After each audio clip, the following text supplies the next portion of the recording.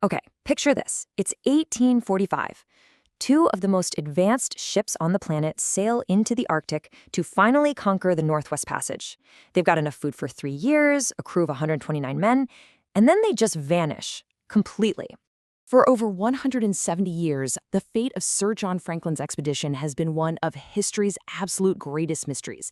It's this incredible story of ambition, of terrible disaster, and a silence that just stretched on for decades. You know, this whole thing started with so much hope, backed by the absolute best technology of the day. But as you can see from this timeline, in just 3 short years, it spiraled into total catastrophe. So the question that has haunted people for well over a century is, how did it all go so spectacularly wrong?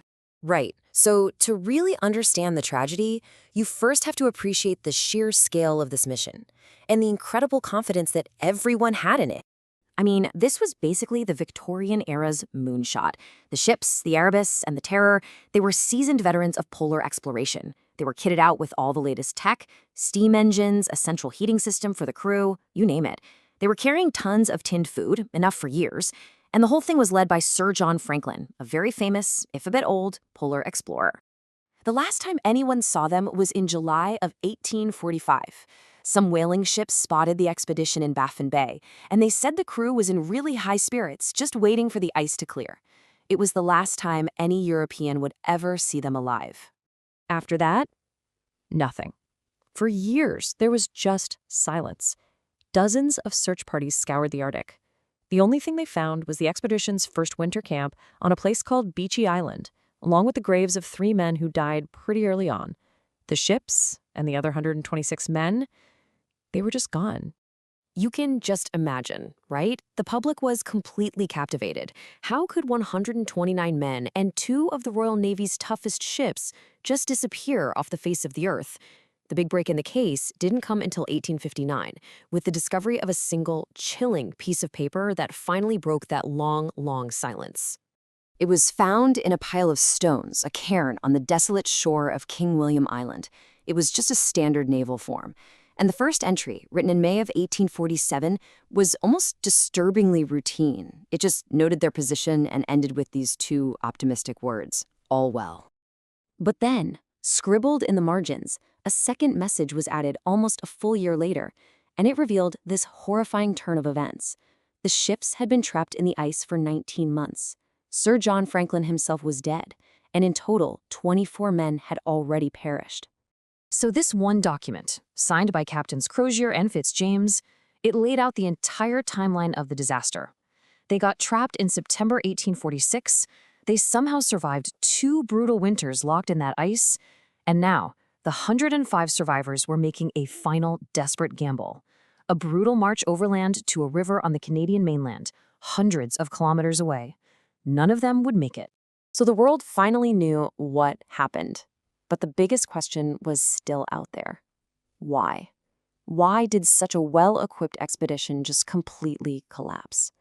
For more than 100 years, the theories just swirled. For decades, the number one suspect was the very thing that was supposed to keep them alive, their tinned food. The theory was that the lead solder they used to seal the cans had contaminated the food, slowly poisoning the men. It would have made them weak, confused, and probably led to some very bad decisions. But you know, lead wasn't the only potential culprit. Investigators also pointed to all the other brutal realities of trying to survive in the Arctic. Things like scurvy from a lack of vitamin C, diseases like tuberculosis getting way worse because of malnutrition, and of course, just plain starvation and exposure in one of the harshest places on Earth. So now let's fast forward to the modern era and see how forensic science has completely changed how we see this tragedy. It's challenged some of the oldest beliefs and actually confirmed some dark, century-old rumors. So that lead poisoning theory that was so popular for so long, well, modern analysis of the sailors' remains kind of threw a wrench in it. Yeah, they were exposed to lead, but their levels weren't actually that unusual for people living in 19th century Britain. So it probably weakened them, for sure, but it wasn't the single smoking gun that everybody thought it was. Now, this is where science did something really incredible. It didn't just solve a mystery, it corrected a huge historical injustice. See, early on, local Inuit people told the searchers these awful stories of finding starving men who had turned to cannibalism. Back in Victorian England, these stories were just written off as savage rumors. But modern analysis of bones found on King William Island revealed unmistakable cut marks, proving that the Inuit accounts had been the terrible truth all along. But the story doesn't stop there. Not even close. In just the last decade, guided by that very same Inuit oral history, the biggest discoveries of all have finally brought the Franklin expedition back from the depths. In 2014, the wreck of the HMS Erebus was found. Then, in 2016, they found the Terror, both of them remarkably preserved in that freezing Arctic water.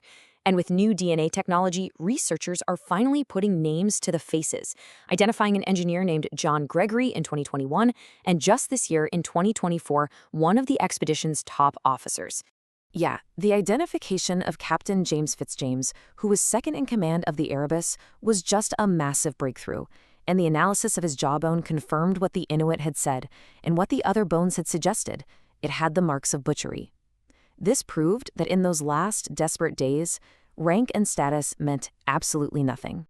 And the researchers who made this discovery are really clear about one thing. This is not a story about savagery. It's a story of unimaginable suffering. It's about men pushed to the absolute, breaking limits of human endurance, forced to do the one thing they would have considered unthinkable, just to survive one more day. So today we have a much clearer picture. There was no single cause for the disaster. It was a perfect storm.